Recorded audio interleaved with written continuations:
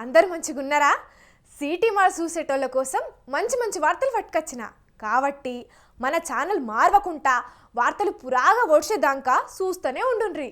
సరే మరిగా వార్తలు షాల్ చేసే కంటే ముందుగా కొన్ని హెడ్లైన్స్ ఉన్నాయి, అవిటితోనే సురువు చేద్దాం. చలో హెడ్లైన్స్. పరేడ్ గ్రౌండ్ లో పతంగుల పండుగ షాల్ చేసిర్రు మంత్రులు. ఇంటర్నేషనల్ కైట్ ఫెస్టివల్ ను ఘనంగా చేస్తారట 3 రోజులు.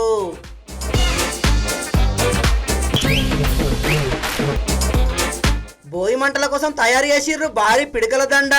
ఎనికటి రోజులను యాది తెచ్చితందుకు చేస్తున్నారట సంబురంగా.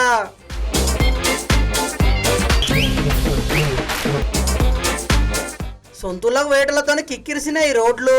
జనాలంతా పల్లెబాట పట్టే వరకు ఖాళీ అవుతున్నాయి గల్లీలు.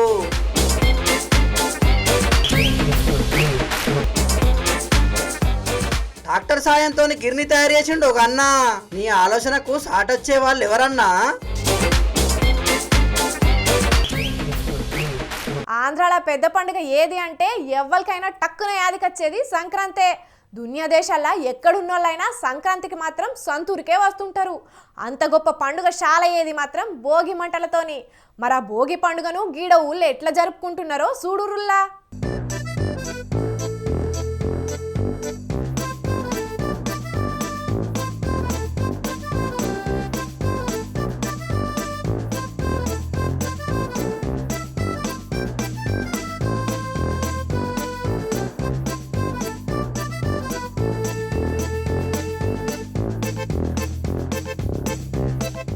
భోగి మంటలని చెప్పి ఏదో ముద్దలతోని తయారు చేసిన దండలు చూపిస్తున్నారేందని అనుకుంటున్నారులా.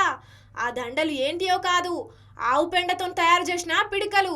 మరి ఆ పిడికలు చేసింది కూడా భోగి మంటల కోసానికే. అవు నియమేనుల్లా. భోగి పండుగ నాడు భోగి మంటలు వేయనికి 1 కాదు 2 కాదు ఏకంగా 600 అడుగుల భోగి దండను పిడకలతో తయారు చేసిర్రు. కోనసీమ జిల్లా ఆలుమూరు మండలం గుమ్మిలేరు ఊళ్ళే ముచ్చటిది. ఇట్లా పిడికలు తయారు చేసే కార్యానికి 1 రోజుల ముందు సందే ఏర్పాట్లు చేస్తారట. పిల్ల జల్ల ముసలి ముతక అన్నట్టు పండుగకు 1 రోజుల ముందు నుంచే గోశాలకించి ఆవు పెండ తీసుకొచ్చి పిడకల దండ తయారు చేసే కార్యం ముంగటేసుకుంటారట.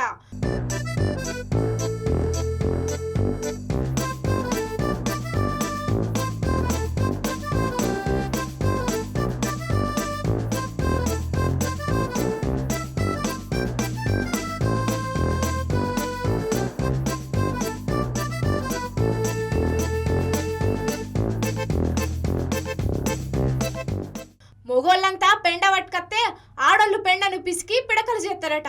పిల్లలు వీటిని సర్ది పెడతాడట. అట్లా మొత్తం మంది ఇదే పని చేస్తారట. ఇట్లా తయారు చేసిన భోగి దండను ఊరంతా ఊరేగిస్తారట. దీనికోసానికి ఎడ్ల బండిని అందంగా ముస్తాబు చేసి పోయినేడు ఎడ్ల పందాల గెలిచిన ఎడ్లను ఈ బండికి గట్టి తిప్పుతారట. మేళతాళాలు వేద మంత్రాలతోని ఊరేగింపుగా అమ్మవారి గుడికి పోయి దర్శనం చేసుకున్నాక ఊరు నడిబొడ్డున భోగి దండను పెట్టి భోగి మంట పెడతారట. ఇక ఊరళ్ళంతా కూడా అక్కడికే వచ్చి భోగి పండుగను సంబరంగా గడుపుతారట. ఇక ఈ కార్యం చూడనికి చుట్టుముట్టు ఊర్లలో ఉన్న జనాలు కూడా వస్తారట. మరి ఇట్లా ఎందుకు చేస్తున్నారో గీ అన్న చెప్తున్నాడు ఈనుండ్రి. ఒక 5-6 సంవత్సరాలు బట్టి ప్రతి సంవత్సరం కూడా భోగి పిడకలు గోపేడ కలెక్ట్ చేసి గోపిడకలు చేయడం సాంప్రదాయంగా వస్తుందండి. సెంతలూరులోను గోశాల నుండి ఆ పేడను సేకరించి శ్రీ వరదాలమ్మ దండుగంగమ్మ దేవాలయం ఉందని మా ఊళ్ళో అమ్మవారి గుడి. ఆ గుడి ఆధ్వర్యంలో ఆ కమిటీ ఆధ్వర్యంలో మేము మగవారు వెళ్ళి పేడ సేకరించి గుమ్మిలేరు గ్రామం తెచ్చి ఒక చోట వేయడం జరుగుద్ది. ఆ పేడను మా గ్రామ ఆడపడుచులందరూ కూడా ఒక నెలల్లో 20 రోజులు కష్టించి పిడకలు చేయడం జరుగుతుందండి. ఆ పిడకల్ని మళ్ళీ వారే ఎండిన తర్వాత గోకి ఆ పిడకలను దండ కింద తయారు చేసి ఒక చోట వెంకటేశ్వర మా ఊళ్ళో గ్రామంలో ఉన్న వెంకటేశ్వర స్వామి గుడి దగ్గర చేర్చడం జరుగుతుందండి భోగి రోజున. అక్కడి నుంచి ఆ భోగిదండ ఊరేగింపుగా గ్రామం అంతా వీధి వీధి ఇంటింటికి తిప్పి ఆ దండను మంటలో వేయడం పిల్లలు పెద్దలు అందరూ అన్ని వయసుల వారు కూడా ఆ కార్యక్రమంలో పాల్గొని ఆ దండను మంటలో వేయడం జరుగుతుందండి. అదే రోజు దండతో పాటు ఊరేగింపులో మన సంక్రాంతికి చిహ్నం చున్నుండండి. ఆ చున్నుండను కూడా ప్రసాదం కింద పంచడం జరుగుతుంది. ఈ కార్యక్రమాలన్నీ చేయడానికి కారణం ఏంటయ్యా అంటే ఇవాళ ఉన్న సంస్కృతిని పిల్లలు మర్చిపోతున్నారు. పట్టణాలు, హాస్టల్ చదువులు, ఇంకా అలాగా రకరకాల ట్రెడిషనల్గా తయారైపోయి పాత తరాన్ని మర్చిపోతున్నారు. కాబట్టి పాత తరాన్ని బతికించాలనే ఉద్దేశంతో మా గ్రామస్తులు అందరూ కలిపి ఈ కార్యక్రమాన్ని చేపడుతున్నామండి. సూపర్ అన్న, మంచి ఆలోచన చేసిండ్రు పోండ్రి. పెద్ద చదువులు పరాయి దేశాల కొలువులు చేయంగా ఈ తరం పిల్లలు వెనకటి ఆచారాలు మర్చిపోయే ప్రమాదం ఉన్నది. కాబట్టి పాత పద్ధతులు, పండుగ గొప్పతనం 10 కాలాల పాటు అందరికి యాదికుండేటట్టు ఇంకింత గొప్పగా చేయాలని ఇట్లా చేస్తున్నారట. మరి భోగి మంటల కోసానికి పిడికలను ఎందుకు చేస్తున్నారో గీ అమ్మ చెప్తున్నది ఈనుండ్రి. అందరికీ కూడా ఆహ్వానించి రమ్మంటాం. అందరూ వచ్చి గోగు పండుగ చూస్తారు. మేము గోగు మంట ఈ దండ ఊరేగింపుతో వెళ్ళి అందరం కూడా ఆ గోగు మంటలో ఆ దండ వేస్తామండి. మా పిల్లలకి ఈ ఆచారం తెలవడం లేదని మేము అందరం కూడా ఇది ఆ పిల్లలకి ఆదర్శంగా తీసుకుని మేము పిల్లలకి చూపించడానికి ఈ చేస్తున్నామండి. ఇవన్నీని చాలా ఆనందంగా ఉంటుందండి. మా ఊరిలో భోగి పండుగ మాకంటే చాలా ఇష్టం. మేము ప్రతి సంవత్సరం కూడా గోపేడ మగవాళ్ళు సహకరిస్తారండి, తెస్తారండి. అలాగే వెళ్ళి మేము కూడా అందరూ ఒక 22 మంది దాకా 10 మంది దాకా వెళ్ళి పిడకలు చేస్తామండి. 7 సంవత్సరాలు అయ్యిందండి మొదలెట్టి. ప్రతి ఒక్కరు కూడా ఇలా చేసుకోవాలని కూడా ఆనందిస్తామండి. మాకు బాగా సంక్రాంతి పండుగ అయితే చాలా ఇదిగా చేసుకుంటామండి. మేము బాగానే అందరం కలిసి మలిసి ఉండి అందంగా చేసుకుంటామండి. అన్నీ కూడానే ఈ గుంబ్లేట్లో ఎప్పుడు కూడా మానమండి. ప్రతిదీ అందంగా అన్ని మగవాళ్ళు ఆడవాళ్ళు కూడా సహకరిస్తారండి. అలాగే గుడి దగ్గర దాకా ఇలాగ చేసండి, ఇలాగే ఊరేగుతో ఊరెగుతారండి. చాలా బాగుంటుందండి. 22 రోజులు దాకా పడుతుందండి చేత్తం అలా పిడకలో. అదన్నట్టు ముచ్చట. వెనకట పెద్దలు ఏది చేసినా అది అక్కరకచ్చేదే ఉంటుండే. కానీ రాను రాను కాలం మారిపోయి కొన్ని ఏరియాల మాత్రం భోగి మంటలు అనగానే పాత సామాన్లను తీసుకొచ్చి మంటలేస్తున్నారు. మరి పిడుకలతో నచ్చే పొగ పీలిస్తే ఆరోగ్యానికి మంచిది, కానీ అదే ప్లాస్టిక్ సామాన్లు కాలబెడితే వచ్చే పొగతోని రోగాలు వస్తాయి. కాబట్టి జనాలు కొంచెం ఆలోచన చెయ్యుండ్రి. ఊరికో పద్ధతి, ఏరియాకో ఆచారం అన్నట్టు ఒక్కో జాగల ఒక్కో తిరుగ పండుగలను మాత్రం భలే గమ్మత్తుగా జరుపుకుంటారు కదా. ఎవ్వరు ఎట్లా జరుపుకున్నా అందరు సంతోషంగా సంబరంగా ఉండాలని మన సిటీమార్ తరపున కూడా కోరుకుంటున్నాం.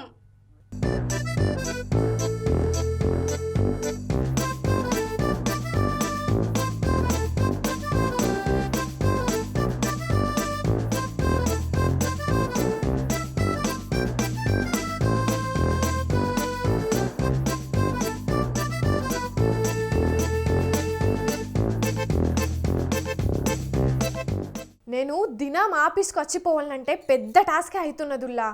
రాసిచ్చిన వార్తలు చదివిపోవట్లా టాస్క్ ఏమున్నదని అనకుర్రి.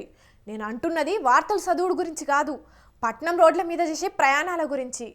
కీక్ కీక్ మని సప్పుళ్ళు, అడుగడుక్కు ట్రాఫిక్తోని మస్తు తక్లీఫ్ అవుతున్నది. కాకుంటే ఓ 4 రోజుల దాకా మాత్రమే నాకు ఈ తలకాయ నొప్పి తగ్గినట్టేనుల్లా. ఎందుకట్లా అంటారా? అయితే ఈ వార్త చూడాల్సిందే.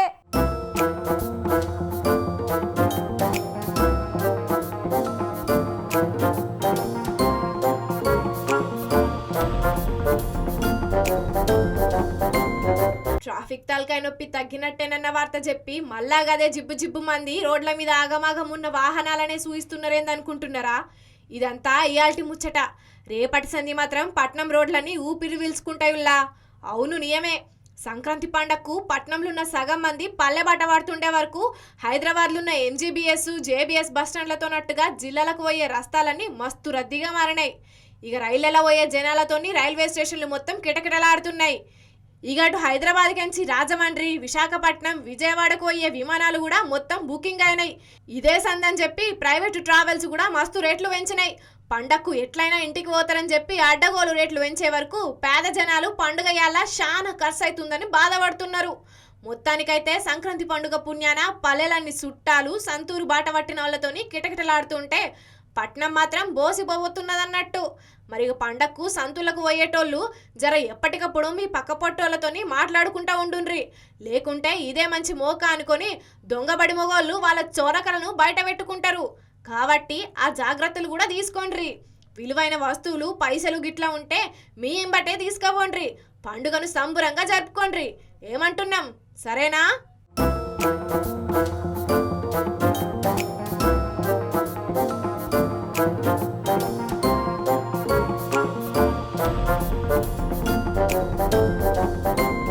హైదరాబాద్లో సంక్రాంతి పండుగ అంటే ఎవరికైనా మోదాలు యాదికొచ్చేది ఏంటిదుల్లా? ఏంటిదేమున్నది, సంక్రాంతి అంటే పతంగులు, పతంగులు అంటే సంక్రాంతి అన్నట్టే ఉంటుంది కదా. అవు సంక్రాంతి పండుగ అలా పతంగులు ఎగరేసడం అంటే అంత క్రేజ్ ఉంటుంది కాబట్టే ఇక్కడ ఇంటర్నేషనల్ కైట్ ఫెస్టివల్ జరుగుతుంది. మరి అలా షాలైనా కైట్ ఫెస్టివల్ ముచ్చట్లేందో ఓ నజరేద్దాం పాండ్రుల్లా.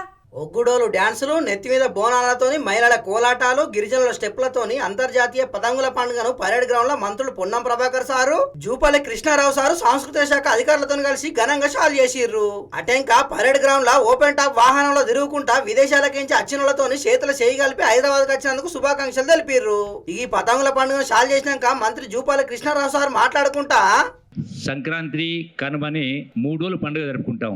ఈ పండుగల సందర్భంగా పతంగులు గాలిపటాలు కూడా ఎగరేసే కార్యక్రమం చేస్తాం. నేను చిన్నప్పుడు కూడా గోడలెక్కి చెట్లెక్కి ఆ పతంగులు ఎగరేసేవాళ్ళం. మరి ఈనాడు గ్రామాల్లో ఆ వాతావరణం తగ్గింది. అంటే మన సంస్కృతి, మన సాంప్రదాయం, మన పండుగలు, మన కళలు, మన ఆటలు, మన పాటలు వీటన్నిటిని కూడా కాపాడుకోవాల్సినటువంటి అవసరం ఉంది. మరి అందులో భాగంగానే జ్ఞప్తికి చేయాల్సిన అవసరం ఉంది. అందరినీ భాగస్వామ్యం చేయాల్సిన అవసరం ఉంది. అందుకనే ఈ రోజున హైదరాబాద్ లో టూరిజం మరియు సాంస్కృతిక శాఖ ఆధ్వర్యంలో ఘనంగా ఈ వేడుకలు జరుపుకుంటా ఉన్నాం. ఇన్నరా జూపల్లి సార్ కూడా చిన్నప్పుడు పతంగులు బాగానే ఎగిరేస్తోడట. గ్రామాలల్లా ఇప్పటి పిల్లగాళ్ళు అప్పటి ఆటలు పాటలను యాది మరిచిర్రు. మళ్ళా వెనకటి రోజులు యాద్ చేసేందుకే ఈ పతంగుల పండుగ జరుపుతున్నాం అంటున్నాడు. మరి ఈ కార్యాన్ని పట్నంలో చేస్తున్నారు, మంచిగానే ఉన్నది కానీ అచ్చేడు సంది కనీసం అన్ని జిల్లా కేంద్రాల్లో కూడా తెలంగాణ సంస్కృతి సాంప్రదాయాలను కాపాడే ప్రోగ్రాంలు ఎయ్యూరి సారు. మొత్తానికైతే పట్నంలో ఇప్పుడు ఎక్కడ చూసినా ఇంటర్నేషనల్ కైట్ ఫెస్టివల్ అడావుడే నడుస్తున్నది. Secunderabad parade grounds law international kites and sweets festival ను కొన్నేళ్ల సంది జరుపుతున్నారు. ఈ పతంగుల పండుగను పట్నం జనాలు ఏటా సక్సెస్ చేస్తున్నారు కాబట్టి సర్కారు ఈ ఏడు కూడా 3 రోజుల దాకా పతంగుల పండుగ జరపడానికి ఏర్పాట్లు ఘనంగా చేసింది. ఈ ప్రోగ్రామ్ చూడడానికి వచ్చే జనాల కోసం కూడా అన్ని సవలతులు చేసిర్రు. ఈ ఇంటర్నేషనల్ కైట్ ఫెస్టివల్ లో పాల్గొనడానికి 16 దేశాల నుంచి పతంగులు ఎగరేస్తోళ్ళు, ఆకాశంలో గల్లబడే రంగురంగుల కైట్లను చూడడానికి అతిథులు కూడా బాగా మంది వచ్చిర్రు. తీరు తీరు పతంగులతోని ఆకాశంలో మొత్తం పక్షులు ఎగురుతున్నట్టు అనిపిస్తున్నది పోండ్రి ఆ పతంగులను చూస్తుంటే. ఇక పొద్దున్నాకనే కాకుండా రాత్రిపూట కూడా గాలిపటాలు ఎగరేసుకునేందుకు ఇక్కడ ఛాన్స్ ఉన్నది. ఈ పతంగుల పండుగ జరిగే 3 రోజులు దినం మాపడించి తెలంగాణ సంస్కృతి సంప్రదాయాలు ఉట్టిపడేటట్టు ప్రోగ్రాంలు కూడా పెడుతున్నారు. కరోనా పురుగు ఏయంగా 3 ఏళ్ల సంది కైట్ ఫెస్టివల్ జరగలేదు కాబట్టి ఈ ఏడు చేస్తున్న కైట్ ఫెస్టివల్ కు బాగా మంది వచ్చిర్రు. పతంగుల పండుగతో నట్టుగా స్వీట్ల పండుగ కూడా పరేడ్ గ్రౌండ్ లోనే జరుగుతున్నది. మన దేశానికి సంబంధించిన స్వీట్లే కాకుండా పరాయి దేశాల నుంచి కూడా మొత్తం 1000కి మీదనే రకాల స్వీట్లతోని స్వీట్ ఫెస్టివల్ జరుపుతున్నారు. వీటితో నట్టుగా Ankapur chicken, Palamuru grill chicken, వెదురు బొంగుల చికెన్, హైదరాబాద్ బిర్యానీ రుచులతోని ఫుడ్ ఫెస్టివల్ కూడా జరుగుతున్నది. మరిగా పట్నం జనాలు 3 రోజులల్లా ఏదో ఒక రోజన్నా తీర్పాటం చేసుకుని పరేడ్ గ్రౌండ్ పోయి మంచిగా ఎంజాయ్ చేయుండ్రి. ఏమంటున్నావు సరేనా? సైన్స్ ఫేర్ ప్రోగ్రామ్ ఏర్పాటు చేసినప్పుడు పిల్లలు చేసిన ప్రయోగాలు చూస్తే వారెవ్వా అనిపిస్తుంటది కదా. ఇంత చిట్టి మనసులా అంత గొప్ప ఆలోచన ఎట్లా మెదిలింది, వాళ్ళు ఇంత అద్భుతంగా ఇంత మంచి ప్రయోగాలు ఎట్లా చేయగలిగినరు అని అనుకుంటాం. మరి ఇప్పుడు గీ ముచ్చటెందుకు చెప్తున్నా అంటారా? గీడో అన్న చేసిన ఉపాయం చూసినాక నాకు సైన్స్ ఫేర్ యాదికి వచ్చింది. మరి అన్న చేసిందేందో మీరు కూడా చూడుర్రి.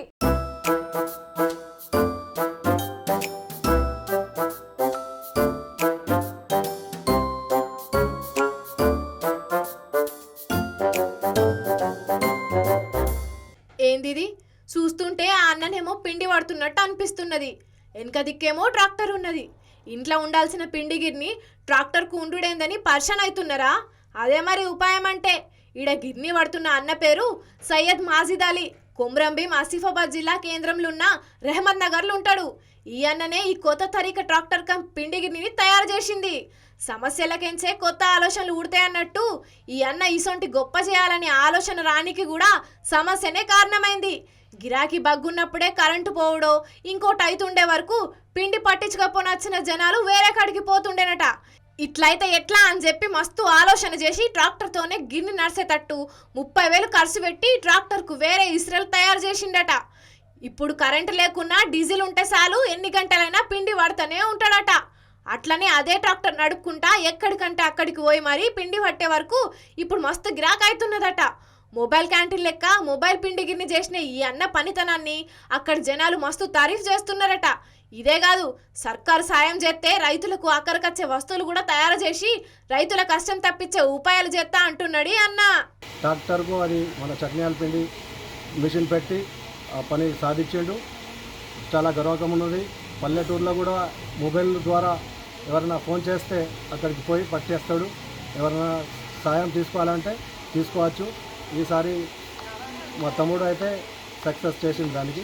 ఇంకా రైతు బిడ్డ కాబట్టి, రైతు లాంటి అనే భవిష్యత్తు ఉన్నది కాబట్టి, అనే ఆలోచన రైతు లెక్క ఉన్నది కాబట్టి ప్రభుత్వం ఆదుకుంటే ఆయన కంపల్సరీ చేస్తాడన్నట్టు నాకు నమ్మకం ఉన్నది. మరి ఇక సర్కార్ పెద్దలు ఇసొంటి మంచి ఆలోచనలు చేసి 10 మందికి ఉపయోగపడే పనులు చేసేటోళ్లకు ఇంకెన్ని సవలతులు కల్పిస్తే 10 మందికి మేలు జరుగుతుంది. కాబట్టి ఈ అన్న లెక్క పనిచేసేటోళ్ళని గుర్తించి వాళ్ళకు సాయం చేయుండ్రి. మొత్తానికైతే ఈ అన్న చేసిన ఆలోచనను ట్రాక్టర్ తయారు చేసిన కంపెనీలు చూస్తే మాత్రం వాయమ్మో మేం తయారు చేసిన ట్రాక్టర్ను ఇట్లా సుతం వాడుతున్నారా అని పరిశాన్ అవుతారు కావచ్చు పోండ్రి. మరిగ పబ్లిక్ సమస్య వచ్చినప్పుడే గట్టిగా నిలబడాలి. నిదానంగా ఆలోచిస్తే ఖచ్చితంగా మంచి పరిష్కారం దొరుకుతుంది. కాబట్టి అందరి లెక్కనే మనతోని ఏమవుతుందని అనుకోకుండా కొత్తగా ప్రయత్నించి పనిచేస్తే బరాబర్ బ్రహ్మాండంగా సక్సెస్ అవుతారు. ఏమంటున్నాం?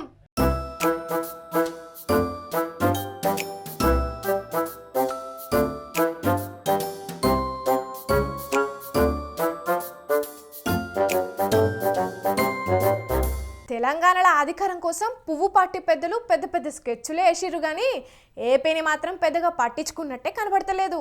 ఓ దిక్కు పంకపాటి ఇప్పటికే అభ్యర్థులను ప్రకటించుడు షాల్ చేస్తే, ఇంకో దిక్కు టీడీపీ జనసేనతో పొత్తు పెట్టుకొని ఎన్నికలకు పోయే ఆలోచనలు ఉన్నది. కానీ బీజేపీ మాత్రం ఏం చేయబోతున్నది అనేదే ఇంకా కొలిక్కత్తలేదు. ఏపీలో ఎవ్వరు గెలిచినా మనకే సపోర్టు ఇస్తారని అనుకుంటున్నారో మరేం కథనో తెలవాలంటే ఈ వార్త చూడాల్సిందే.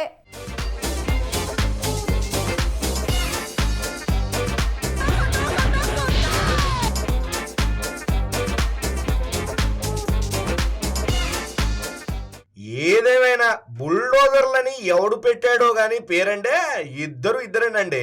ఇద్దరికిద్దరు మగానుభావులండి. ఏం పొలిటికల్ బ్రెయిన్ అండి బాబు. ఏ రాష్ట్రమైనా తమకి అనుకూలంగా లేకపోతే అక్కడ రాజకీయ ప్రశాంతత ఉండదండి. ప్రజలందరూ బాగానే ఉంటారండి, రాజకీయంగా మాత్రం దొమ్మేనండి. ఏదో మొదలు పెడతారండి, ఏదో పుల్లెడతారండి, అక్కడ గీకుతారండి. ఏ పార్టీకో మంట పుడుతుందండి, ఆడు రెచ్చిపోతాడండి, తర్వాత పుచ్చిపోతాడండి. హాయ్ ఆల్రెడీ జరిగింది అదే కదండి. హాయ్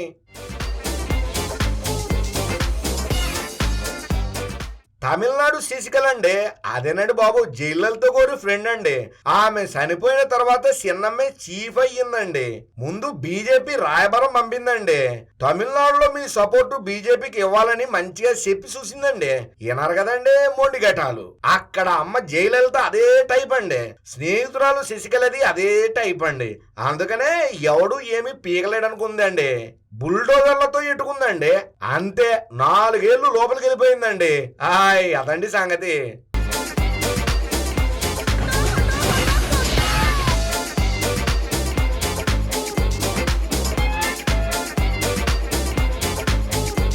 ఏపీలో కూడా విభజన తర్వాత 2014లో చంద్రబాబు గారు అధికారంలోకి వచ్చారండి. బుల్డోజర్లతో ఫ్రెండ్షిప్ అన్నారండి.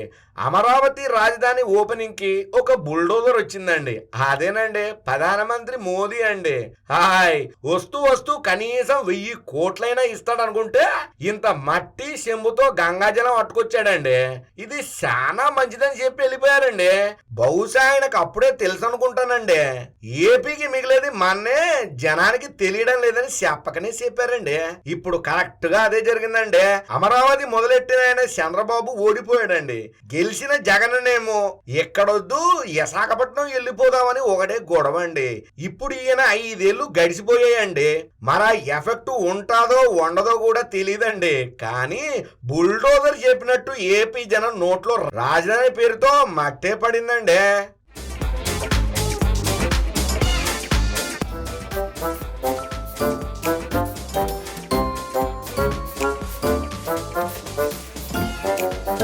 అయితేనంటే 2019లో ఎన్నికలకు ముందు చంద్రబాబు గారు మోదీతో విభేదించి మనకు రాజధాని ఇవ్వలేదు, పోలవరం ఇవ్వలేదు అంటూ విభేదించారండి.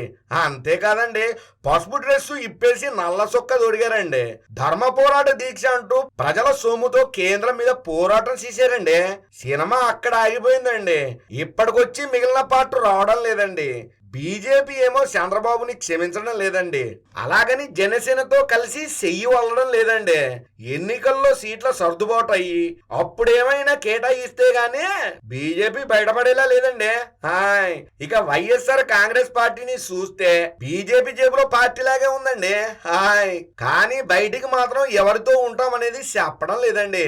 అదండి సంగతి.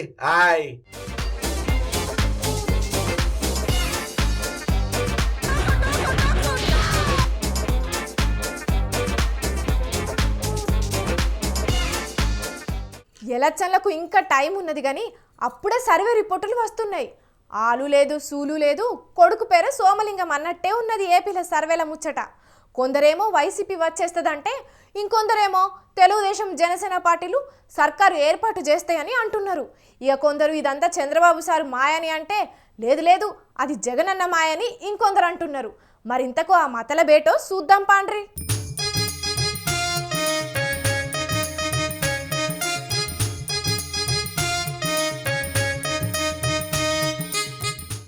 ఏం చెప్పమంటారండి?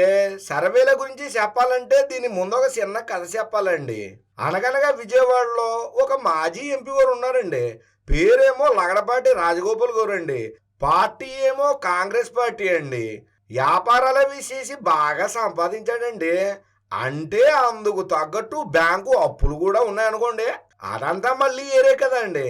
మన తెలుగు రాష్ట్రాల పాలిటిక్స్ గురించి చెప్పుకోవాలంటేనండి లగడపాటి రాజగోపాల్ గారి సర్వే గురించి కూడా చెప్పుకోవాలండి.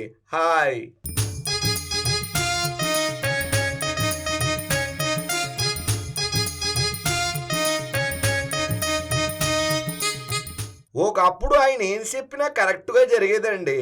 అందుకు ఆయనకి దేశవ్యాప్తంగా గొప్ప పేరు కూడా వచ్చిందండి. జనం కూడా లగడపాటి గారి సర్వే గురించి వెయిట్ చేసేవారండి. అవి ఎలక్షన్లని అంతో ఇంతో ప్రభావితం చేసేవండి. అంత పేరు వచ్చిందండి.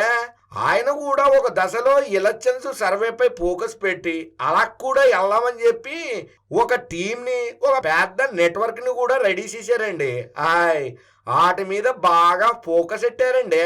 అదంతా బాగున్న సమయంలో 3 పువ్వులు 6 కాయలుగా ఉన్న సమయంలోనండి ఒక పొరపాటు జరిగిందండి. అది జీవితంలో సరిదిద్దుకోలేని సర్వేగా మారిపోయిందండి. ఆయన జీవితం కూడా అంధకారం అయిపోయిందండి. ఆ ఘోరమైన తప్పు సర్వే ఏంటంటేనండి,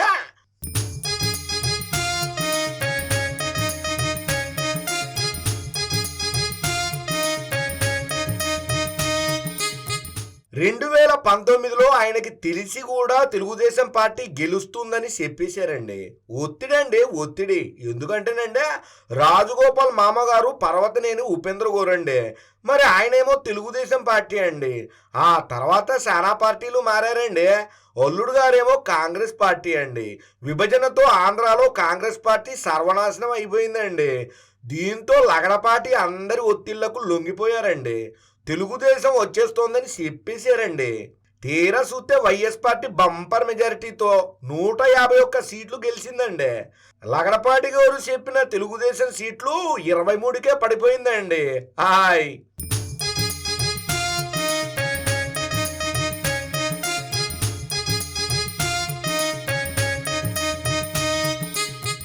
ఒక్క తెలుగు రాష్ట్రాల్లోనే కాదండి, దేశంలోని ఏ రాష్ట్రంలో ఎన్నికలు జరిగినా లగడపాటి సర్వే ఇంచుమించు దగ్గరగానే ఉండేదండి. కానీ ఇక్కడ తెలుగుదేశం పార్టీకి వంతపాటంతో ఆయన సర్వేకు ఉన్న విలువ పడిపోయిందండి. ఆయన మీద ఉన్న అభిమానం పోయిందండి. ఫేక్ సర్వే ఇచ్చాడని చెప్పి జనంలో పడిపోయిందండి. అంతే, ఆయన మొత్తం ఎన్నికల్లోనే పోటీ చేయడం మానేసి సర్వసంగ రాజకీయ పరిత్యాగిగా మారిపోయాడండి. ఇది చంద్రబాబు గారి దెబ్బండి. ఇది మేమేం కావాలని చెప్పింది కాదండి బాబు. మనకి సోషల్ మీడియా ఉంది కదండి, ఒక్కసారి కొట్టి చూడండి మీకే తెలుస్తుంది. ఏవో అభూత కల్పనలేమి రాయడం లేదండి బాబు, అంతా పబ్లిక్ డొమైన్లో ఉన్నదేనండి.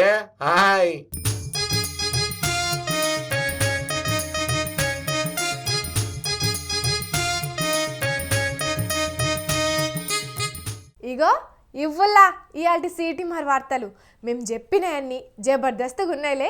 ఇంకెన్ని మంచి మంచి ముచ్చట్లతోని మళ్ళా కలుద్దాం. అప్పటిదాకా చూస్తూనే ఉంటుండ్రి మన స్వతంత్ర టీవీ. ఉంటామల్లా.